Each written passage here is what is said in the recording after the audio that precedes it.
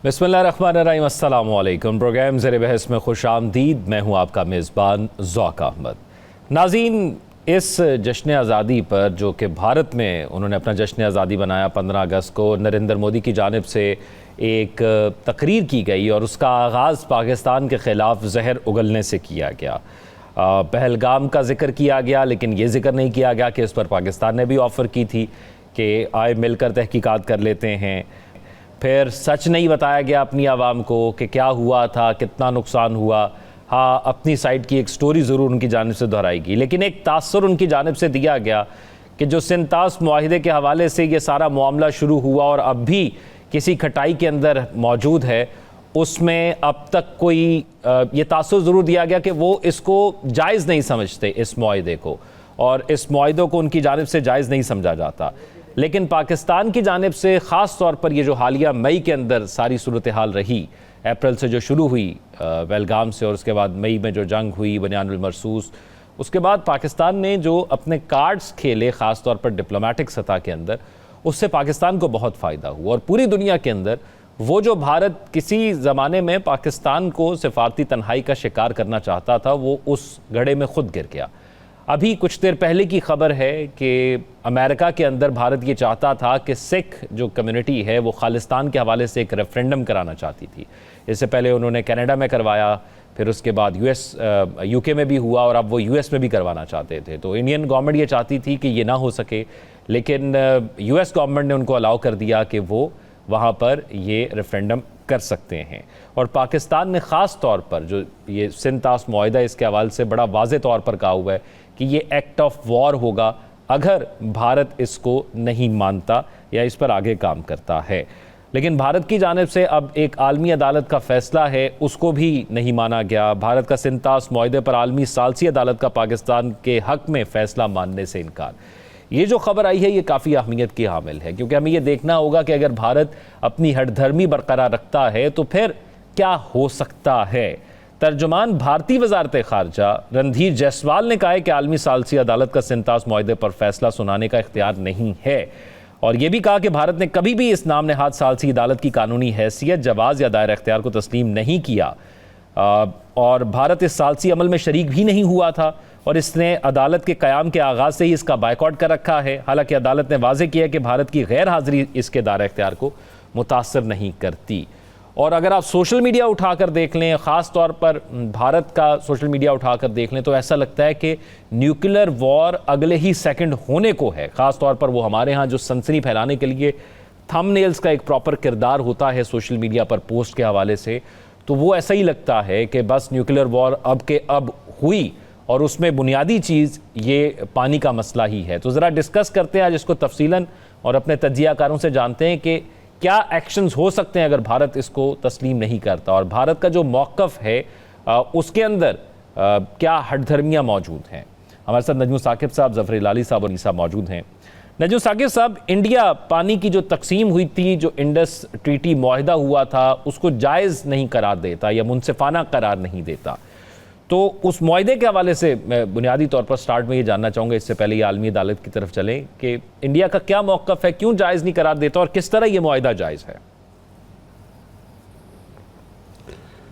देखिए ज़ौक़, आपके जो 92 के ज़ेर बहस के देखने वाले लोग हैं वो मुख्तलिफ़ नौ हैं, और हमारे पैनल की और आपकी भी एक होती है, ख्वाहिश होती है, कोशिश होती है कि जब हम बात करें तो अगर उसको कोई इंटरनेशनल लॉ का स्टूडेंट है, जिस तरह अर्शिया ख्वाजा हैं, तो उनको पता लगे कि हम टेक्निकल लेवल पे बात कर रहे हैं। उसी तरह अगर कोई डॉक्टर हामिद है बैठा हुआ लाहौर में, या ख्वाजा बिलाल हैं जो मुल्की और गैर मुल्की जो सारे हिसाब किताब है उन पर गहरी नज़र है, उनके लिए भी इसमें जवाब मौजूद हो। और ख़ास तौर पर उस ग़ुलाम रसूल के लिए जिसको पाकिस्तान से इतनी मोहब्बत है, वो सिर्फ ये जानना चाहता है कि ये न्यूक्लियर जंग हो रही है कि नहीं, ये पाकिस्तान और इंडिया के मामलात कब ख़त्म होंगे।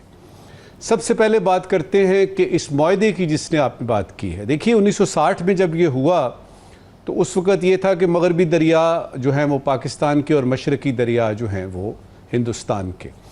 लेकिन यूँ हुआ कि बदकिस्मती से चंद महीनों और कुछ बरसों के बाद ही हिंदुस्तान ने इस मुआहिदे की वायलेशन शुरू कर दी। सबसे पहले जो है वो सलाल डैम बना और उसके ऊपर हम गए, हमने कहा, और यानी बाद में उसकी मॉडिफिकेशंस आ गई। फिर बगलीहार डैम बनता है, फिर उसके बाद किशनगंगा बनता है, फिर रतले बनता है। तो मुसलसल जो है वो आपकी वायलेशन होती रहती है इस ट्रीटी की। रन ऑफ द रिवर पे वो एक जगह बाद दीगरे जो है वो डैम बनाता चला जाता है और इस ट्रीटी की वायलेशन करता है। 2016 में, ये 1960 में हुई, 2016 में एक वाकया पेश आता है उड़ी का जी। जिस वक्त के मोदी साहब जो हैं और उनके जो जगादरी किस्म के मिनिस्टर्स और कैबिनेट वाले लोग थे, उन्होंने अपनी यानी ज़बान में अगर है तो चेतावनी दी, उन्होंने तंबीह की, एक वार्निंग दी पाकिस्तान को। और मोदी साहब ने ये कहा कि blood can not be separated from water. उनका ये ख्याल था कि पाकिस्तान ये सारा कुछ करवा रहा है तो खून और पानी को हम यानी अलहदा नहीं कर सकते, इसको जोड़ेंगे। मतलब क्या हुआ कि 2016 में प्लानिंग हो चुकी थी कि क्या करना है इस सिंतास मुआहदे के साथ। अब आता है आपका पहलगाम का वाकया जो हाल ही में हुआ, तो प्रीटेक्स्ट मिल गया, एक बहाना मिल गया बर्कनी करने का। ना उस पर कोई किसी किस्म की जो है वो तफ्तीश हुई, पाकिस्तान ने ऑफ़र की, नहीं मानी, और दुनिया भर में कहा गया कि जी बताएं तो सही, ना हुआ क्या है, कुछ सबूत वगैरह दें। किसी ने नहीं मानी।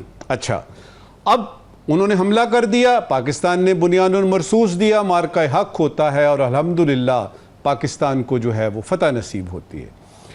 टेक्निकली अगर आप देखें तो एक दफ़ा फिर से ये जो आर्बिट्रेशन कोर्ट है आपकी दी हेग बेस्ड नेदरलैंड में है, इसने कहा है, दो बातें इसने इंपॉर्टेंट की हैं और ये चंद दिन पहले की बात है जी। इन्होंने कहा है कि ये इंडिया पानी नहीं रोक सकता, लेट गो का उन्होंने यानी लफ्ज़ इस्तेमाल किया है। और साथ ही उन्होंने जो है ना रन ऑफ द रिवर पे बनाने वाले जो आपके डैम हैं उसके बारे में जो क्राइटेरिया है जो कि किसी हद तक इंडिया के हक में जाता है वो भी उन्होंने बता दिया। तो टेक्निकली ट्रांस बाउंड्री एग्रीमेंट कोई भी है, आप उसको खुद यानी यूनिलैटरली अपने तौर पे उसको ख़त्म नहीं कर सकते, जो कि यानी इंडिया ने किया और उसको किसी ने नहीं माना। अभी तक वो सूरत हाल वहीं पे है। यानी टेक्निकली अगर आप देखें तो दिस ट्रीटी इज़ इन अबेंस कि यानी इसको उन्होंने कोने में लगा दिया हुआ है और कहा है कि जी हम इस ट्रीटी को नहीं मानते। और उन्होंने साथ में ये भी कहा है कि अब हमारी मर्जी है, अब ये मगरबी दरिया भी जो है ना इनको हम इस्तेमाल करेंगे, आपने जो करना है कर लें। मॉरली अगर आप देखते हैं तो उसका जवाब चाइना से आता है। चाइना कहता है अच्छा आप यानी ऊपर वाले हैं ना, अपर राइपेरियन के हैं, पाकिस्तान लोअर राइपेरियन का है, पानी इधर से बह रहा है और आप पानी रोक रहे हैं, तो इधर देखिएगा कि हम ऊपर हैं और आप नीचे हैं, हम भी रोक सकते हैं। यहां से बात शुरू होती है कि इंडिया को पता लगता है कि मॉरल आर्ग्यूमेंट भी एक चीज होती है। आप पानी रोक कैसे सकते हैं, ठीक है, आपने, और फिर एग्रीमेंट भी उसके बारे में हुआ हुआ हो। लिहाजा इस वक्त एक लल पीरियड है, एक डेड एंड आया हुआ है जिसमें कि इंडिया की तरफ से सिर्फ और सिर्फ ये आ रहा है कि उधर से थ्रेट आते हैं और इस जंग के बाद से मुकम्मल खामोशी है। अभी ये आर्बिट्रेशन कोर्ट ने जो फैसला किया है इसके बारे में उन्होंने कुछ नहीं कहा, ना हाँ कहा ना कहा। किशनगंगा की दफा जब आया था इसी आर्बिट्रेशन कोर्ट का, तो उन्होंने कहा था जी हम इस आर्बिट्रेशन कोर्ट को मानते ही नहीं है, हम तो न्यूट्रल एक्सपर्ट को मानते हैं। याद रहे कि इसमें जो है ना, जो इस ट्रीटी में एक मैकेनिज्म दिया गया हुआ है कि अगर कोई बीच में हो जाए, गड़बड़ हो जाए, कोई तनाज़ा आए तो उसमें आर्बिट्रेशन कोर्ट में जा सकते हैं। न्यूट्रल जो है ना वो एक्सपर्ट जो हैं उनको मुतय्यन किया जा सकता है। और माजी में हमने देखा कि इंडिया ने जब उसकी मर्जी की बात आती है तो वो कहता है जी न्यूट्रल एक्सपर्ट ठीक है, जब उसकी मर्जी की बात नहीं आती, जैसा कि अभी ये आर्बिट्रेशन कोर्ट ने कहा है, तो वो कहता है जी कि हमें ये नहीं मंजूर। ये है सूरत हाल इस वक्त की। अब जब भी जंग होती है तो दुनिया के तमाम मुआहदे एक तरफ पड़े रह जाते हैं, चाहे वो शिमला एग्रीमेंट है, चाहे वो आपकी सिंतास मुआहदा है, ये सारे मुआहदे एक तरफ पड़े हुए हैं। पाकिस्तान ने खुल के जवाब दिया है, फील्ड मार्शल साहब ने भी कह दिया है, हमारे वजीर आज़म ने भी कह दिया है कि आप पानी बंद करके देखें, और बकौल हमारे वजीर आज़म के कि एक कतरा भी तुम्हें नहीं लेने देंगे। ठीक है। जब वो वक्त आएगा जब हिंदुस्तान इस तरह का कोई इकदाम उठाएगा जो कि पूरी की पूरी वायलेशन होगी हर तरह की, तो हम जवाब देंगे। लेकिन दरियासना क्या करना है? आप रेजर्वॉयर्स बनाने के लिए क्यों नहीं तैयार? आप इस पानी को जो सैलाब की सूरत में है क्यों नहीं तैयार? आपकी जो वाटर पॉलिसी है उस पर अमल क्यों नहीं करते? ये जो लाखों यानी लीटर आपका रोजाना पानी जाया होता है, इसको क्यों नहीं बचाते? और क्यों नहीं ये देखते कि इसमें हो सकता है, वो कहते हैं ना कि कोई सिल्वर लाइनिंग है, कोई ये यानी डिस्गाइज में आपको कोई यानी अच्छी चीज मिल रही है, तो इसको अगर आप अच्छी तरह से लें तो देखें कि एक वेकअप कॉल है। अच्छा, आखिरी बात इस वक्त की, क्योंकि बाकी पैनलिस्ट भी बैठे हैं, उन्होंने भी बातें करनी है। देखिए 2016 में जो मैंने उड़ी का वाक्य का जिक्र किया ना, उसके बाद से 3 स्टेप्स थे जो इंडिया ने लेने थे, जो प्लानिंग हो चुकी थी। और ये वसूख से बात कर रहा हूं, हवा में बात नहीं कर रहा। पहले ये था कि कश्मीर को, जो मकबूजा कश्मीर है, अपने तसल्लुत में लेना है, उसको यूनियन का हिस्सा बनाना है 2016 में। 2019 में वो ये करते हैं। उसके बाद दूसरा स्टेप था कि किसी वजह से, किसी बहाने से सिंतास मुआहदे को ख़त्म करना है, वो भी हो गया। और तीसरा था कि जो पाकिस्तान की साइड का AJK है, आज़ाद जम्मू एंड कश्मीर, उस पर क्लेम करेंगे। अब होता क्या है, आपने वो 5 अगस्त 2019 का तो कर लिया, उसके बाद ये है कि जब आपने ये सिंतास का भी कर लिया, लेकिन बीच में आ गया बुनियानुन मरसूस। एक ऐसा हैरत अंगेज वाकया पेश आया कि सारे के सारे उनके प्लान्स जो थे वो चौपट हो गए। इसका मतलब ये है कि इस वक्त जो इंडिया के अजीत डोवल साहब हैं, जयशंकर साहब हैं और उनकी जो पूरी स्ट्रेटेजिक टीम है, उनको बिल्कुल कुछ नहीं पता। और ये वो वक्त आता है जब आदमी अपनी अना पीछे करता है और देखता है कि यार ये हो तो गया, अब मजीद हजीमत से बचते हैं, कोई अमन की बात करते हैं, कोई मज़ाकरात शुरू करते हैं, और कुछ नहीं तो हाई कमिश्नर्स ही भेज देते हैं एक दूसरे की कंट्री में, क्योंकि हमसाए तो आप बदल नहीं सकते। बिल्कुल ऐसा ही है। तो रहना तो फिर पाकिस्तान के साथ ही है। हिलाली साहब, अल्लाह ना करे, लेकिन अगर ये जंग होती है, पाकिस्तान बार बार कह रहा है कि हम इसे एक्ट ऑफ वॉर तस्वुर करेंगे, और फिर इंटरनेशनल सतह पर कोई एक्शन भी नहीं लिया जाता, तो फिर इसकी जिम्मेदारी किस पर होगी अगर ये पाक भारत जंग होती है इस किस्म की? क्योंकि ऐसा ही लग रहा है कि इस बार ज़्यादा शदीद होगी। वो तो एक मूट पॉइंट है ना जी। ये शायद तैयार कर रहा है हिंदुस्तान से, कह रहा है 10 साल में, इनको 10 साल शायद लगेंगे पानी रोकने के लिए, उससे पहले नहीं करेगा। ये कह रहा है कि हम ऐसे शील्ड करेंगे इंडिया को कि कोई हमारे खिलाफ कुछ कर नहीं सकता है। अच्छा, देख लेंगे। हमारे पास जब हाइपरसोनिक मिसाइल्स आते हैं जिसके खिलाफ कोई रेजिस्टेंस है ही नहीं, हाइपरसोनिक मिसाइल्स के खिलाफ कोई शील्ड हो ही नहीं सकता। देखेंगे क्या करते। ये सब बकवास है जी, ये बुली है। ये क्या मैं बताऊं, टीवी पे नहीं बता सकता, मगर इस आदमी को हम जानते हैं और मेरे ख्याल में हमने बता दिया है। कोई ब्लैकमेल नहीं करे, हम कहें आओ तो ये होगा। ठीक। अच्छा मीर साहब, अब इसी से आगे बढ़ेंगे। मैं 2 डिफरेंट पॉइंट्स हैं जो जानना चाहूँगा जिस पर आपका तज्जिया। उसमें से एक तो ये है कि क्या ये पॉलिटिकल स्टंट है तमाम इलेक्शन कैंपेन का, ताकि अपनी आवाम को बेचने के लिए कुछ ना कुछ तो चाहिए, क्योंकि जो बुनियानुल मरसूस या ऑपरेशन सिंदूर के अंदर हुआ मोदी के साथ, वो तो वो नहीं बेच सकता और ना उसकी आवाम बाय कर रही है। तो क्या ये एक ऐसा मामला है जिस पर वो मजीद इश्तियाल दिलाकर पाकिस्तान के खिलाफ सिर्फ एक पॉलिटिकल स्टंट खेल रहा है, या इट्स अ सीरियस इशू जो जंग की तरफ ले जा सकता है? ज़ौक, देखें, हिंदुस्तान के अंदर भी बहुत बड़े डिविजन्स हैं।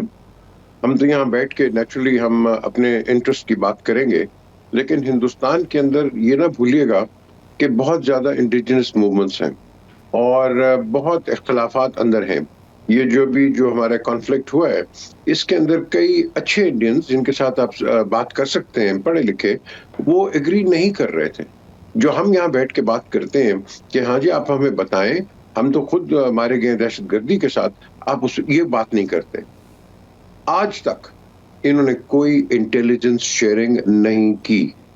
मुझे याद है रहमान मलिक साहब ने बहुत कोशिश की थी, अल्लाह इनको जन्नत दे, बहुत उन्होंने कोशिश की कि इंटेलिजेंस शेयरिंग हो, लेकिन उन्होंने इंडिया ने कोई रिस्पॉन्स उसका नहीं दिया।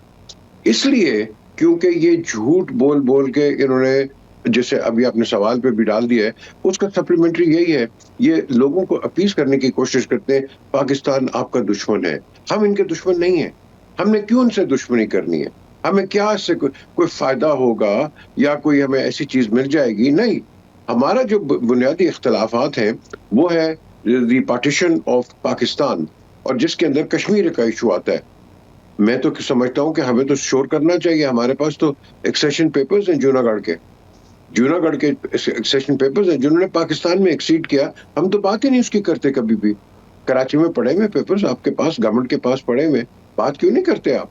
सर शाहनवाज भुट्टो लेके आए थे ना, भुट्टो साहब के वालिद जो कि दीवान थे वहां।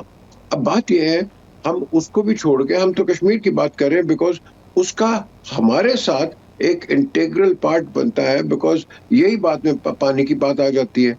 अगर आपको याद है नीलम रिवर के ऊपर कितनी पहले बहस हो चुकी हुई है और इन्होंने क्या क्या नहीं किया। बात बड़ी मुख्तलिफ है, बड़ी मखसूस है। वो ये है, आप जो मर्जी कर लें, हम जो मर्जी कर लें, आपने किया हमने कर दिया, और क्या है, ये बहुत बड़ी जंग हो जाएगी। और जो कहते हैं ना, push comes to a crunch. एक आर्मी ऑफिसर है हमारे रिटायर्ड जनरल, उनकी बड़ी अच्छी बात, उन्होंने कहा हम लड़ेंगे, हर चीज करेंगे, लेकिन अगर आपने कोई इंकर्शन करने की कोशिश की और आप समझते हैं कि यूक्रेन की तरह रशिया ये कर जाएगा उसके अंदर, ये भूल है आपकी। Pakistan is not a banana state. ये वो जवाब देगा कि दुनिया इसको देखेगी, हिंदुस्तान तो छोड़ो, दुनिया देखेगी। तो आप किसी गलत फहमी में मत रहे, उनको भी पता है। फिर हमारा क्या है ज़ौक, हमारे तो सर्वाइवल है ना, हम पानी के बगैर जिंदा रह सकते हैं। हम कहते हैं 85% में एग्रीकल्चर है, तो अगर आप हमारी शारक रोक लेंगे, हमारा पानी रोक लेंगे, क्या आप हमें मार नहीं रहे?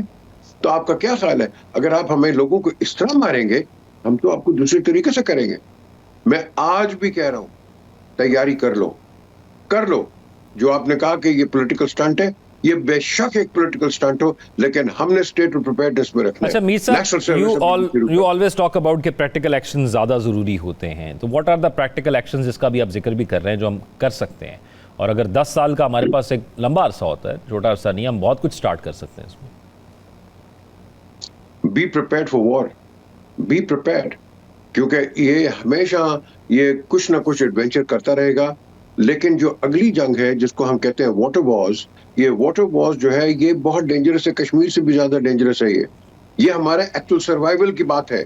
और जो उनके जो आपने उनके जो कहते हैं उनके व्यू पॉइंट्स आपने सुन लिए। एक स्कर्मिश हुई है, एक कॉन्फ्लिक्ट हुआ है, पानी की बात आ गई। पहले क्यों नहीं की तुमने? मुझे बताओ। तुमने तो हरियाणा को जब सेपरेट किया है पंजाब के साथ, कितनी लड़ाई हुई सिखों के साथ, वो सिख ही अंदर खड़े हो जाएंगे। आपने सिखों की कल्टीवेशन और उनका फार्मिंग एरिया खराब कर दिया है हिंदुस्तान के अंदर। ईस्ट पंजाब में चले जाए, आज रोते हैं सिख कि हमारे फसलें इन्होंने बेड़ा कर दिया, पानी इन्होंने डाइवर्ट कर दिया। ये इनको अकल नहीं है। ये मैं आपको इसलिए कह रहा हूं, आपने कहा ना इक़दामात, मैं कहता हूं आज से नेशनल सर्वे शुरू करो, स्कूल के अंदर से बच्चों को तैयार करो। जब तक ये मेनस दूर नहीं होगा, ये मोदी की गवर्नमेंट जाएगी नहीं और कोई सेंसिबल गवर्नमेंट नहीं आएगी। और वो भी आएगी, उनकी भी कंटिन्यूटी पॉलिसी है।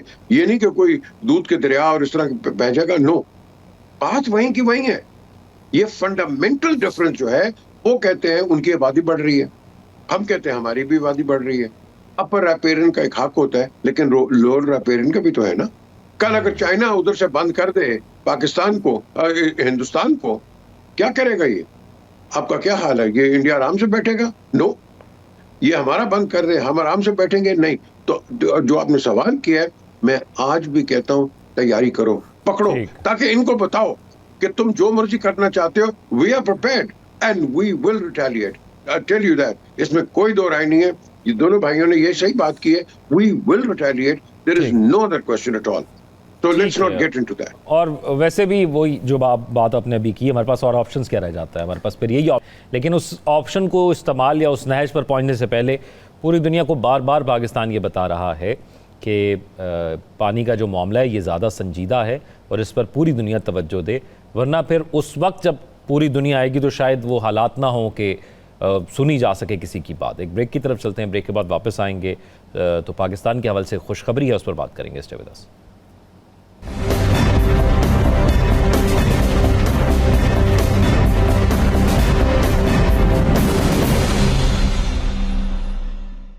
ब्रेक के बाद खुशामदीद नाज़रीन। पाकिस्तान की क्रेडिट रेटिंग बेहतर हुई है, मईशत मुस्तहकम हुई है। मूडीज़ की एक रिपोर्ट सामने आई है और इसमें जो वजूहात बताई गई हैं उसमें से ये बताया गया है कि जो ज़र मुबादला ज़खायर और माली नज़्म व ज़ब्त बेहतर हुआ है वो है। फिर IMF प्रोग्राम के तहत इस्लाहात में पेशरफ्त पर आलमी इदारों का एतमाद पाकिस्तान पर बढ़ गया है। अब ये इंटरनेशनल सतह पर बहुत सी रिपोर्ट्स हर हुकूमत के अंदर हमें नज़र आती हैं, लेकिन ग्राउंड लेवल्स पर हमें वो रिफ्लेक्ट होती हुई नज़र नहीं आती। और बुनियादी तौर पर जब भी कोई ऐसी चीज़ होती है तो हम यही सवाल करते हैं कि क्या एक आम आदमी को इससे क्या फ़ायदा होगा। इसी के साथ साथ जब ये खबर आज हम आपके साथ शेयर कर रहे हैं तो कल एक प्रेस कॉन्फ्रेंस होती है जो कि ताजर रहनुमाओं की जानिब से की जाती है। उनकी जानिब से बड़े सख्त अल्फाज इस्तेमाल किए जाते हैं। मुल्क की मजमूई जो सूरत हाल है उसमें कहा जाता है कि ये निज़ाम फ़ेल हो गया। जब पाकिस्तान आज़ाद हुआ था तो 4 सूबे थे, उस वक्त चंद करोड़ थे, अब 24-25 करोड़ हो गए, अभी भी 4 सूबे हैं। NFC पर सवालात उठाए जाते हैं और बहुत कुछ कहा जाता है। तो हिलाली साहब, बुनियादी सवाल वही कि बैरूनी सतह पर जो रेटिंग्स बेहतर हो रही हैं, एक तो इसका फ़ायदा पाकिस्तान को क्या होता है, क्या इंपोर्ट, क्या एक्सपोर्ट, या किस तरह का फ़ायदा होता है कि जब इस किस्म की क्रेडिट रिपोर्ट सामने आती हैं, और दूसरा कितना अर्सा लगता है ये वहाँ से अंदरूनी सतह पर रिफ्लेक्ट होते हुए। देखिए, ये बड़ा प्रिडिक्टेबल स्टेप था ये रेटिंग एजेंसी का। क्यों? जैसे आपने कहा, हमारे रिजर्व्स बेहतर हो गए, बैलेंस में सरप्लस है, थोड़ा सा है, छोटा है मगर सरप्लस है, रिमिटेंसेस इंक्रीज हो गए हैं और हर किस्म का साइन जो है वो पॉजिटिव है, तो हमारी रेटिंग बढ़ गई। शाबाश। अब क्यों? इससे फायदा क्या होता है? मुल्क को फायदा ये होता है कि अब अगर आप कर्ज लेने जाएं तो आपको लोअर रेट ऑफ इंटरेस्ट मिलेगा, इसलिए कि उनको पता है कि आप इंप्रूव कर रहे हैं, आप पे कर सकते हैं, less risk, lower rate of interest. और दूसरी बात यह है कि जो हमारे दोस्त मुल्क हैं वो डेट को रोल ओवर जो करते हैं, चीन है, अरब कंट्री, ये UAE है, सऊदी अरेबिया है, जो रोल ओवर डेट करते हैं वो भी एक नए रेट पे, लोअर रेट पे होता है। तो हर तरीके से हमारा जो डेट सर्विस प्रोफाइल है वो बेहतर होता है। तो ये हमारे को ये फायदा है।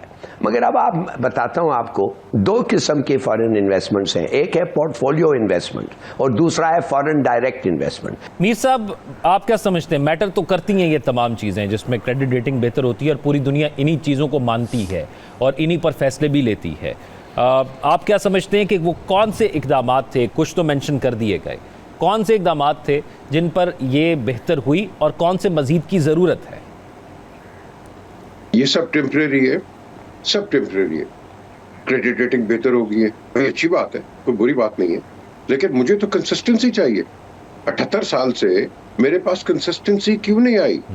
वजह क्या है? हमारा पॉलिटिकल फेलियर क्यों है? इसकी वजूहात क्या है? आज हम बड़े खुश हैं कि हाँ जी क्रेडिट रेटिंग ऊपर हो गई है। ओ भाई चलो, आज हो गई है, कल का क्या होगा, परसों का क्या होगा, तरसों का क्या होगा? हमने लॉन्ग टर्म सोचना है। आप ये जो हम सवाल आ जाते हैं, आज क्रेडिट रेटिंग अच्छी होगी, और भाई अच्छी हो गई है तो होना नहीं है, ये गवर्नमेंट्स किस लिए होती हैं? लेकिन मुझे चाहिए कंसिस्टेंसी और लॉन्ग टर्म प्लान्स।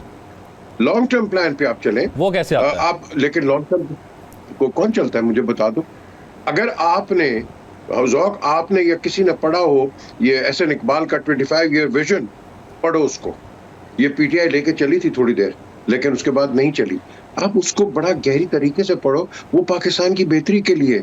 लेकिन नहीं, पॉलिटिकल पॉइंट स्कोरिंग हो जाती है। आपकी जब तक पॉलिटिकल स्टेबिलिटी नहीं आएगी, ये आपका ग्राफ ऊपर नीचे चलता रहेगा। हम एक दिन खुश होंगे, अगले दिन रोएंगे, फिर खुश होंगे, फिर रोएंगे। कभी कोई ताजर रोएगा, कभी कोई बिजनेस वाला रोएगा, इधर उधर ये रोते हैं। हमें कंसिस्टेंसी चाहिए। पाकिस्तान में हम जब बैठते हैं, हम सिवाय वजीर आजम, चीफ मिनिस्टर के अलावा बात ही नहीं करते। क्यों? पावर्स वही है। पावर, आपने डेलीगेशन ऑफ अथॉरिटी जब अक्रॉस दोगे, आपके हर चीज स्मूथ चलनी होगी। फिर हम कहेंगे यार वाकई हमारे अंदर तरक्की हो रही है। मैं आपको एग्जांपल देता हूँ, हमारी फौज इतनी जबरदस्त क्यों है? क्योंकि चेन ऑफ कमांड है। वो ये नहीं, हर चीज आर्मी चीफ नहीं करता, उनके नीचे जनरल्स हैं, ब्रिगेडियर्स हैं, कर्नल्स हैं, मेजर्स हैं, कैप्टन हैं, लेफ्टिनेंट्स हैं, जवान हैं, ये सब करते हैं। हमारा यहाँ जो है, जो भी बात हो, ये वजीर आजम क्या करेगा, वजीर आजम ही करना है। हमने इस कॉन्सेप्ट से बाहर निकलना है। हमने निकलना है कि आपका एक छोटा भी कोई क्लर्क भी है, उसके पास इतनी अथॉरिटी के काम करे। लेकिन वहां क्या है, आप जाएंगे काम करने के लिए, रिश्वत दो, ये करो वो करो, आपके स्पैनर्स उसके अंदर फंस जाते हैं, काम नहीं करते। तो इस चीज को आप ठीक कर दोगे तो ये जो आप सवाल अब कर रहे हैं कि हमारी जी क्रेडिट रेटिंग है, आपकी क्रेडिट बहुत अच्छी और हो जाएगी। सिर्फ करने वाले बनो, सिर्फ करने वाले बनो। यानी आप ये समझते हैं कि इसको हमने मंजिल नहीं समझना, ये एक स्टेप था, मंजिल अभी दूर है। नजमुल साकिब साहब, जो सवाल अभी पीजे मीर साहब ने किया, मैं वही आपकी तरफ लेकर आऊंगा कि कल और परसों क्या होगा। फिर पहले तो ये समझ लेते हैं, कल और परसों की बात करता हूँ क्विकली। पहले तो ये समझ लेते हैं ये क्रेडिट रेटिंग जो है ना, ये क्रेडिट प्रोफाइल है क्या, कहाँ थे और किधर पहुँच गए हैं और फिर कहाँ जाना है। देखिए, ये फिच हो चाहे मूडीज़ हो, इन्होंने 3 कैटेगरीज रखी हुई हैं और उसमें बुनियादी चीज़ ये है कि कोई इकॉनमी किसी मुल्क की जो है वो कितने हाई रिस्क पे है।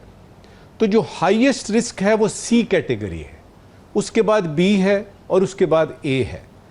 पाकिस्तान CAA3 में था, यानी बिल्कुल हाईएस्ट पॉसिबल रिस्क जो है ना उस पे था। ये बात है जून 2024 की।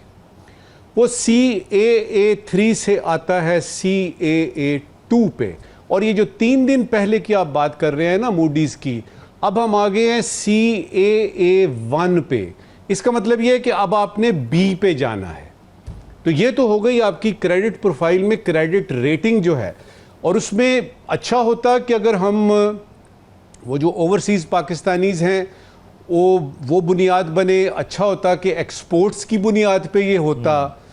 तो आपने जो पूछा ना कि कल क्या परसों क्या, तो अपनी एक्सपोर्ट्स बढ़ाएं ना, कि अगर कभी उधर से पैसे ना आए, बाहर से पाकिस्तानियों ने ना भेजे, तो करेंगे क्या, ये वापस आ जाएंगे। आप अपनी इंडस्ट्री को देखें, बिजली फराहम करें और बंदों को काम करने दें, उनकी इंडस्ट्रियां चलने दें, लार्ज स्केल मैन्युफैक्चरिंग की तरफ ध्यान दें, जिसकी तरफ आप खुद का आपका इकोनॉमिक सर्वे कह रहा है कि यानी बहुत बुरी हालत है।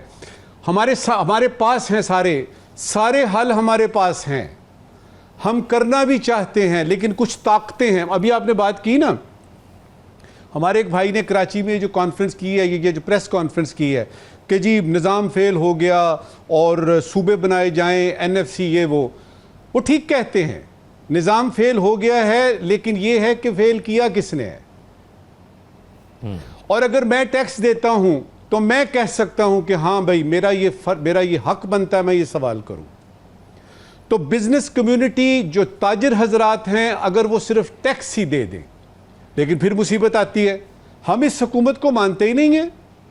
इस हुकूमत को हम टैक्स क्यों दें? फिर बात आ जाती है वापस इलेक्शन पे, और वही ढाक के 3 पात, वहीं से ही बात शुरू होगी। ज़ौक मियां, फेयर एंड फ्री इलेक्शन कराइए, हुकूमत लाइए जो अवाम की नुमाइंदा है, वो लोग दिल खुश करके दिल से वो आपको टैक्स देंगे और मुसीबतें बर्दाश्त करेंगे, और आपकी तरक्की का सफ़र जो है ना, जो आपने सवाल पूछा है, वो इस तरह से चलेगा।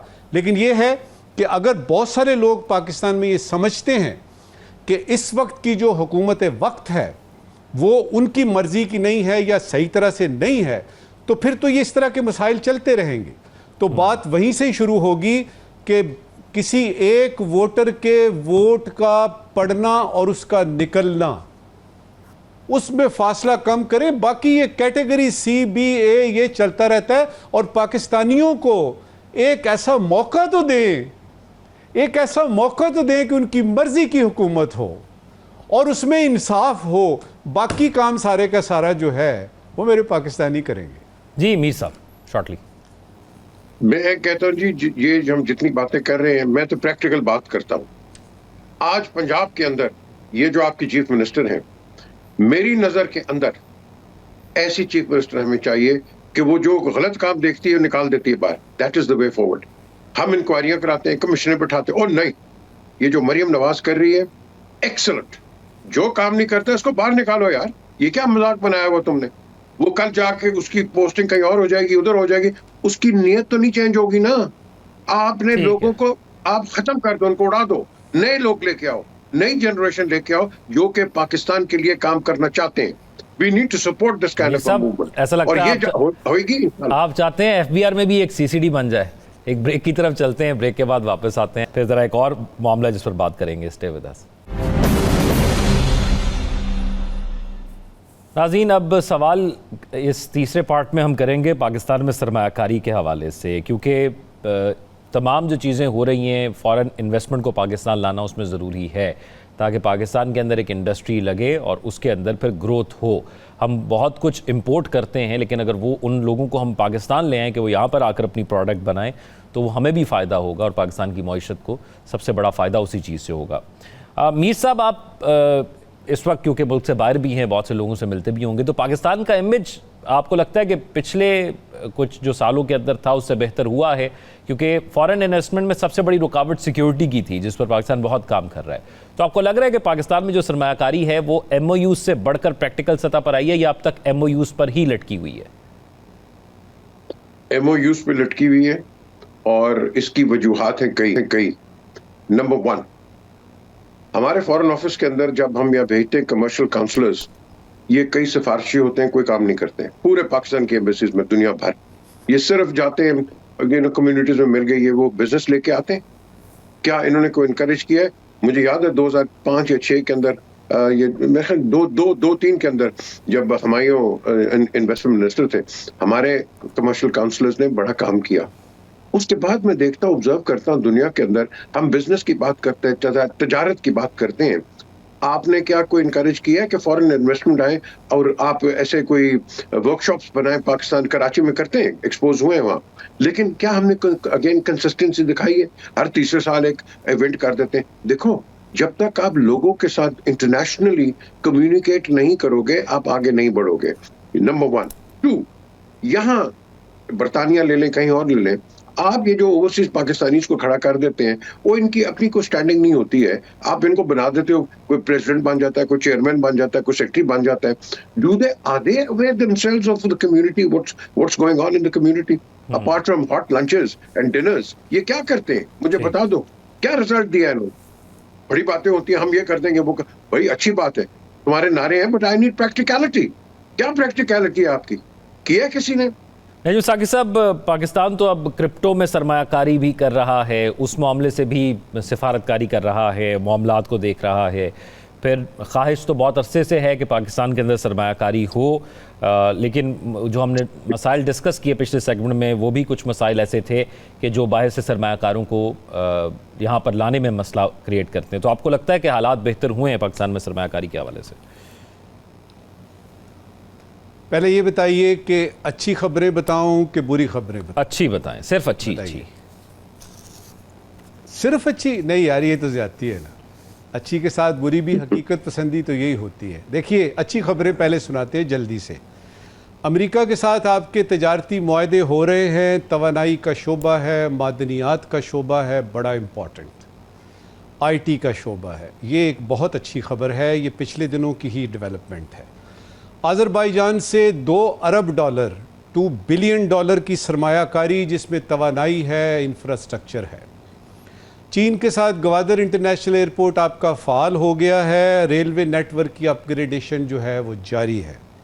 अंदरून पाकिस्तान अगर आप देखें अच्छी अच्छी खबरें, तो लाहौर, कराची, इस्लामाबाद रियल एस्टेट जो है, आपकी इंफ्रास्ट्रक्चर जो है, उसमें बहुत सारे प्लान, मनसूबा बंदियाँ हो रही हैं, हुकूमत मंजूरियाँ दे रही है और लोग जो हैं वो बड़े होपफुल हैं। डिजिटल और क्रिप्टो करेंसी का जो आपने जिक्र किया, उसके मौके फराहम करने के लिए फ्रेमवर्क जारी हो रहे हैं और बहुत सारी अच्छी अच्छी चीज़ें हो रही हैं। छोटे कारोबार जो हैं, जिसमें स्टार्टअप्स आते हैं, उसके लिए संजीदा तौर पे सोच विचार हो रही है हुकूमत के लेवल पे। ये तो थी अच्छी खबरें। अब ज़रा वो भी खबरें, मैं बुरी नहीं कहूँगा कि बुरी खबरें, वो खबरें जो अच्छी नहीं हैं। जो अच्छी खबरें नहीं हैं उसमें सबसे पहले ये कि जो बाहर से सरमायाकारी आती है, जिसको हम फॉरेन डायरेक्ट इन्वेस्टमेंट कहते हैं, वो सबसे पहले 2 चीज़ें देखते हैं। माहौल कैसा है और मेरा मुनाफा जो है मैं ठीक तरह से ले जाऊंगा, वन विंडो ऑपरेशन है। तो उसमें सबसे पहले हम देखते हैं कि दहशतगर्दी की बला जो हिंदुस्तान और अफ़गानिस्तान की वजह से हमारे मुल्क में है, तो सबसे बड़ा डिटरेंट तो ये है।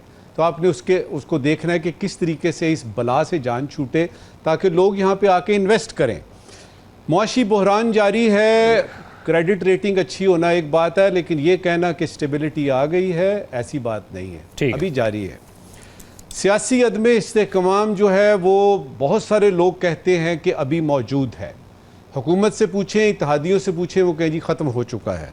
लेकिन ज़्यादातर जो है मेजॉरिटी ऑफ पाकिस्तानी और ओवरसीज़ पाकिस्तानी जो उनका ये ख्याल है कि सियासी अदम इस्तेहकाम जारी है, ये खबर उसको बेहतर करने की ज़रूरत है। इंडस्ट्री के लिए बिजली चाहिए, गैस चाहिए, इसकी फराहमी जो है वो पूरी तरह से नहीं हो रही। बैंकों के मसाइल हैं और सबसे बढ़ के टैक्स का बोझ है, जिसकी वजह से कि जो बाहर से लोग आने वाले हैं उनके भी मसाइल हैं।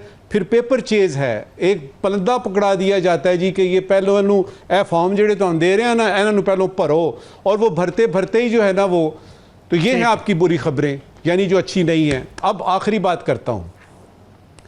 देखिए, अगर आपने इस मुल्क को तरक्की की तरफ लेके जाना है और कोई एशियन टाइगर किस्म की चीज़ आपने बनाना है, तो बुनियाद पहले ठीक करनी पड़ेगी।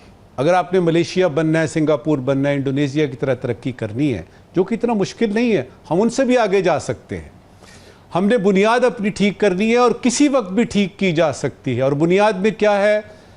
इंसाफ दें लोगों को, वो माहौल दें लोगों को। पहले सबसे अपने लोगों की बात कर रहा हूँ, वो माहौल दें, उनको पता हो कि यार ये इलेक्शन हुए हैं तो मेरा वोट गिना जाए। ठीक है, यानी माहौल देना बहुत ज़रूरी है। हिलाली साहब, अब जो बात आप पिछले सेगमेंट में कर रहे थे कि किस किस्म की फॉरेन इन्वेस्टमेंट होती है जो पाकिस्तान सीख कर रहा है, वो कौन सी इन्वेस्टमेंट है जो पाकिस्तान में आए तो पाकिस्तान के लिए ज़्यादा बेहतर होगा और जल्दी तरक्की होगी? देखिए, फॉरेन इन्वेस्टमेंट जो आप बात करते हैं ना, बहुत सारा फॉरेन इन्वेस्टमेंट आता है। फॉरेन डायरेक्ट इन्वेस्टमेंट की आप बात कर रहे हैं कि कौन सा मुल्क आपके मुल्क में आके इन्वेस्ट करता है, that's a different matter. Portfolio investment जो आपके स्टॉक्स एंड शेयर्स में आते हैं, वो आ रहा है। आज आपके स्टॉक्स एंड शेयर्स से ऊंचा, I think is record high at the moment. और वो क्यों आ रहा है? वो इसलिए आ रहा है कि returns are high and the risk is low. क्यों is the risk low? Because better control of the economy, आप बैलेंसेस एंड रिमिटेंसेस और रिजर्व्स, ये सब चीज आपने बता दिया है और हमारे और कॉलीग्स ने बताया, ये सब बढ़ रहा है। और अब जब आते हैं फॉरेन डायरेक्ट इन्वेस्टमेंट के, मुल्क क्यों नहीं आके इन्वेस्ट करते हैं भाई? ऑर्डिनरी पोर्टफोलियो का आदमी आ जाता है, वो स्टॉक देखता है, कहता है ये मौका है, चलो चलो, जाते हैं, 10 दिन के कमा के वापस आ जाता है। ये फॉरेन डायरेक्ट इन्वेस्टमेंट क्यों नहीं आती है? और one of the reasons that it is not come is जब आपने साकिब साहब को पूछा कि आप बताएं, तो उन्होंने शुरू कर रहे थे वो कि let me start with the बुरा पार्ट्स, और आपने बड़ा अच्छा कहा उसको, नहीं नहीं गुड पार्ट्स, और उन्होंने बड़ा अच्छा जवाब दिया। He gave a good list of good things that happen in the Pakistan economy. अफसोस से जब हमारे पास इधर आके हमारे इन्वेस्टर्स से ये बात करते हैं, फॉरेनर्स डायरेक्ट फॉरेन जो इन्वेस्टमेंट करना चाहते हैं, वो यही इन्वेस्टर्स जो कल जाके कहा कि इतने सारे हमारे हैंडीकैप्स हैं, इससे हम नहीं कर सकते, ये प्रॉब्लम। भाई अगर लोकल इन्वेस्टर को आप मिलते हैं, वो कहते हैं मत आओ, तो आप क्यों आएंगे? मीर साहब एक लाइन में बताइएगा, लेकिन बात वही है कि कंटिन्यूटी हमें चाहिए होगी जो मीर साहब ने कहा था। One line. मेरे पास एक अच्छी खबर है और बुरी खबर है। अच्छी खबर यह है कि आज बड़ा अच्छा लगा कि हिलाली साहब और नजम साकिब साहब एक पेज में, बड़ी अच्छी खबर है ये। दूसरा ये है कि जो बुरी खबर जो हम सारी बात करते हैं, लोगों की तनख्वाहें बढ़ाएं, लोगों की तनख्वाहें बढ़ाएंगे, उनमें एफिशिएंसी आएगी। बड़ी अच्छी बात की हिलाली साहब ने, हम ये कर दें। जब तक हर आदमी का घर में चूल्हा सही तरीके से नहीं चलेगा, उससे क्या परफॉर्मेंस एक्सपेक्ट करो? बिल्कुल ठीक है, यानी लोगों को बाइंग पावर उनकी बढ़ाएं ताकि वो सरवाइव कर सकें। साकिब साहब आज के सवाल। शुक्रिया ज़ौक। पहले ज़रूरी सवाल, सदर ट्रंप ने कहा है कि चूंकि रूस बड़ा और ताकतवर मुल्क है, लिहाजा यूक्रेन को रूस की बात माननी पड़ेगी। ज़रूरी सवाल ये है कि जिसकी लाठी उसकी भैंस को, इस मुहावरे को अगर अंग्रेज़ी में बताना हो तो कैसे बताएंगे? ठीक। आज का गैर ज़रूरी सवाल, पाक चीन दोस्ती का एक और कारनामा, पाकिस्तान का नया रिमोट सेंसिंग सैटेलाइट ऑर्बिट में पहुंच गया है। बहुत बहुत मुबारक हो, और उसने अपना ऑपरेशन भी शुरू कर दिया है। गैर ज़रूरी सवाल ये है कि वो 2.5 करोड़ बच्चे जो स्कूलों से बाहर हैं, अंदाज़न कितने बरसों में तालीम के ऑर्बिट में आ जाएंगे? अंदाज़न इंशाअल्लाह कितने बरसों में? हमारे नाज़रीन सोशल मीडिया पर इसमें फीडबैक से आगाह करेंगे। अपना ख्याल रखिएगा, मुझे इजाज़त दीजिए। अल्लाह हाफ़िज़।